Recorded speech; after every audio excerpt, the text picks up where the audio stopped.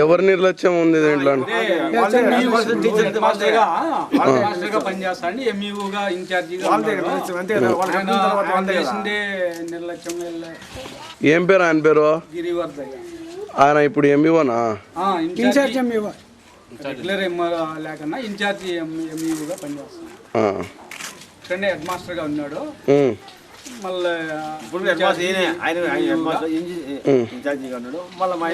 పోయిన తర్వాత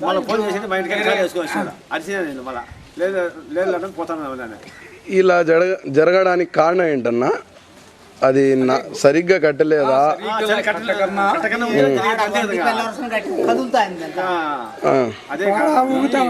స్టాండర్డ్ లేకన్నా నాణ్యత లేకన్నా కట్టడం వల్ల అది కదులుతా ఉండింది.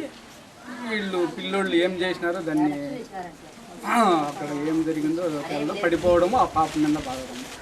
అక్కడ కూడా గవర్నమెంటే శాంక్షన్ చేసిందో? వీళ్ళంతా గవర్నమెంట్ చేసింది కాదు, వీళ్ళు ప్రస్తుతానికి వీళ్ళు చేసుకునింది.